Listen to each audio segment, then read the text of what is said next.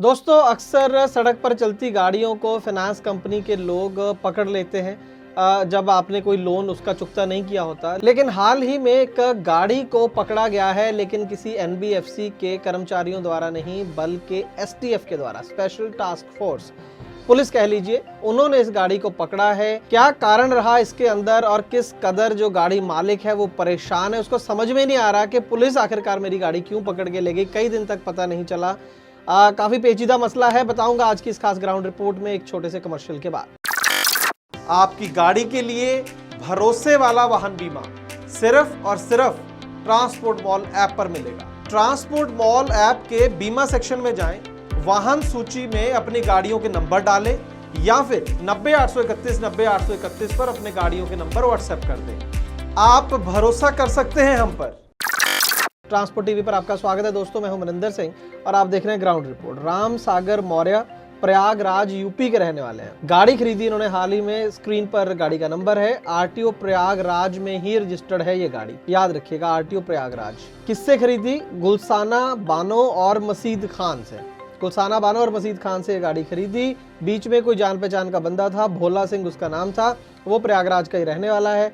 उससे गाड़ी खरीदी और रजिस्टर भी करा ली। वहां पर 19.5 लाख रुपए में गाड़ी का सौदा हुआ था। 6.5 लाख रुपया दे दिया गया राम सागर मौर्य के द्वारा, जिनसे गाड़ी खरीदी थी। बाकी का जो पैसा था लगभग 13 लाख रुपया, वो टाटा मोटर फाइनेंस से उसका लोन करवा लिया गया, फाइनेंस करवा लिया गया। ये जो पूरी डील हुई है ये दिसंबर 2021 की बात है, अंत की, और 3 जनवरी 2022 को पोजेशन भी दे दिया गया, गाड़ी ट्रांसफर भी कर दी गई राम सागर मौर्य के नाम पर। सागर साहब भी बहुत खुश थे कि चलो गाड़ी खरीद ली है और काम करेंगे अब।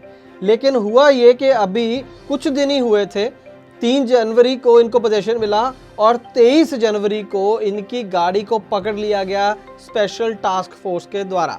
जी हाँ, वो गाड़ी को पकड़ कर ले गए। काफ़ी दिनों तक राम सागर मौर्य को पता ही नहीं चला कि उनकी गलती क्या है आखिरकार, क्योंकि ये फाइनेंस कंपनी वाले तो थे नहीं, तो पुलिस क्यों पकड़ के ले गई।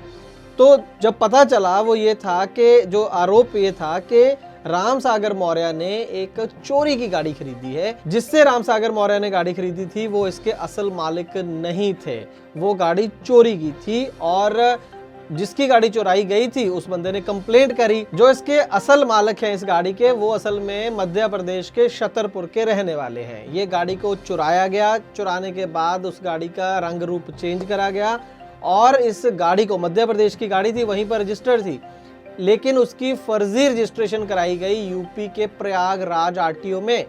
और उसके बाद राम सागर मौर्य जो है वो उनको बकरा बनाया गया और उनको बेच दी गई है गाड़ी। ये सब भी कैसे पता चला कि जब गाड़ी चुराई गई तो उसके साथ उसका माल भी चुराया गया था, और वो माल पहले पकड़ा गया, नवंबर में ही पकड़ा गया। इनको तो सौदा दिसंबर में हुआ, इसका मतलब गाड़ी उससे कुछ देर और पहले चोरी हुई थी, लगभग सितंबर अक्टूबर में शायद हुई होगी। तो नवंबर में उस गाड़ी का माल पकड़ा गया। तो माल जब पकड़ा गया तो उसके साथ ही गुलशाना बानो और मसीद खान, जिन्होंने गाड़ी राम सागर को बेची थी, वो भी पकड़े गए। जब उनसे इंटेरोगेशन वगैरह हुई कि गाड़ी कहाँ है, तो उन्होंने बता दिया कि हमने तो राम सागर को बेच दी। तो पुलिस वहां से ढूंढते ढूंढते राम सागर के पास आ गई और गाड़ी को पकड़ कर ले गई।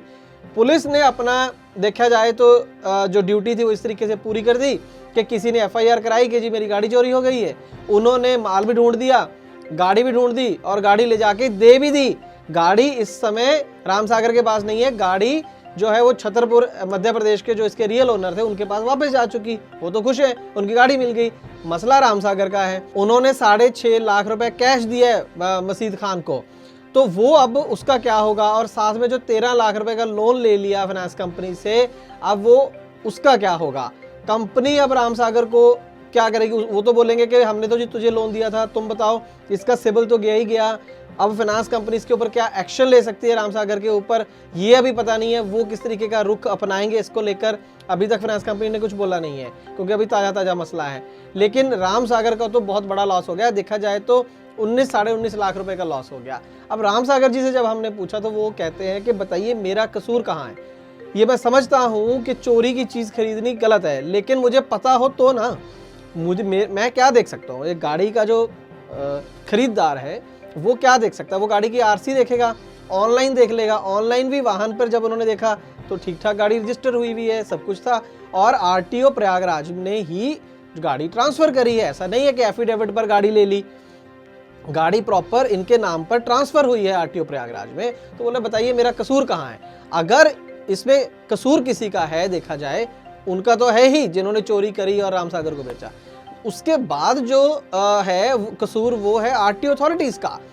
मुझे समझ में ये नहीं आया कि इतना बड़ा कंप्यूटरीकरण कर दिया गया, वाहन सारथी बहुत तरह के सॉफ्टवेयर बनाए गए, उसमें बहुत सारे लक्ष्य थे उसमें एक लक्ष्य ये भी था कि चोरी की गाड़ियां इसमें अब रजिस्टर नहीं हो सकेंगी। फिर HSRP high security registration plate पर अरबों खरबों रुपए का खर्चा हो गया पूरे देश का ये प्लेट्स वगैरह बनाने में। उसमें भी तर्क यही था कि जी गाड़ियां चोरी नहीं होगी। गाड़ियां चोरी भी हो रही हैं, चलिए चोरी तो होगी, उसके बाद रजिस्टर भी हो रही है आरटीओ के अंदर। अब क्या इसका जो पुलिस ने अपनी यहीं पर इन्वेस्टिगेशन शायद बंद कर दी, क्या पुलिस को आगे जाकर वो आरटीओ अधिकारी नहीं पकड़ने चाहिए जिन्होंने गाड़ी को ट्रांसफर करा, जिस वजह से इसका लॉस हुआ रामसागर का? अगर वहीं पर आरटीओ ही बता देता कि अपने हिसाब से कि भाई ये गाड़ी तो चोरी की है, तो किसी का भी लॉस ना होता, ना फाइनेंस कंपनी का होता, ना गाड़ी मालिक का होता, और शायद वो पकड़े भी जाते।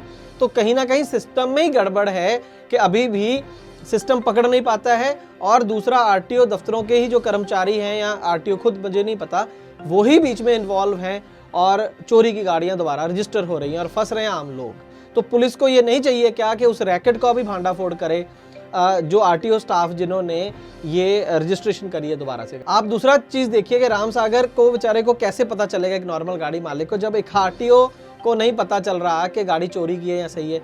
दूसरा टाटा मोटर फाइनेंस को नहीं पता चल रहा, फाइनेंस कंपनी को भी नहीं पता चल रहा है कि गाड़ी चोरी, किसी को भी नहीं पता चलेगा। डॉक्यूमेंट ही देखेगा बंदा जो फाइनेंस कंपनी है या गाड़ी मालिक है। तो वो सब सही थे। अब गलती असल में देखा जाए तो आरटीओ, जैसे मैंने पहले कहा, आरटीओ ऑफिस की है। अब उसके ऊपर कोई एक्शन लग नहीं रहा कि होने वाला है। और सच बताऊं तो कोई भी अंदर से सोल्यूशन नहीं निकल रहा है कि क्या रामसागर जी को कहें। एक ही चीज़ है कि अगर पुलिस ने उस व्यक्ति को, छतरपुर वाले को गाड़ी दिलवाई है उसकी और माल भी दिलवाया है, तो फिर वो पैसे भी दिलवाए। अब 13 लाख का क्या होगा वो तो एक अलग मसला है, लेकिन 6.5 लाख रुपए जो कैश दिया है मजीद खान को और गुलशाना बानो को, वो वसूल कराए। तो क्विकली एक FIR इनको भी दर्ज कर देनी चाहिए इन दोनों के खिलाफ और बताएं कि जी मैंने पैसे दिए, मेरे पैसे रिकवर कराओ। अभी ताज़ा सौदा हो, इतनी जल्दी तो नहीं खर्चे होंगे, 6.5 नहीं तो 5.5 मिल जाएंगे। तो उसकी भी रिकवरी अब पुलिस का फर्ज है कि वो इसके पैसे दिलवाएं।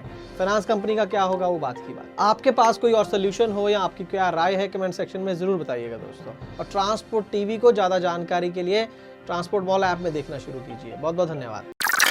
ओ गड्डी जांदी है छलांगा मार दी। ओ बंटी, ये डीजल, ये इंजन ऑयल कहाँ से आए? भाई ट्रांसपोर्ट टीवी देखने से। पर मैं तो हर रोज 2 घंटे ट्रांसपोर्ट टीवी देखता हूँ, मुझे तो कोई गिफ्ट नहीं मिला। भाई मैं समझ गया, तू ट्रांसपोर्ट टीवी देखता है यूट्यूब से या फेसबुक पर।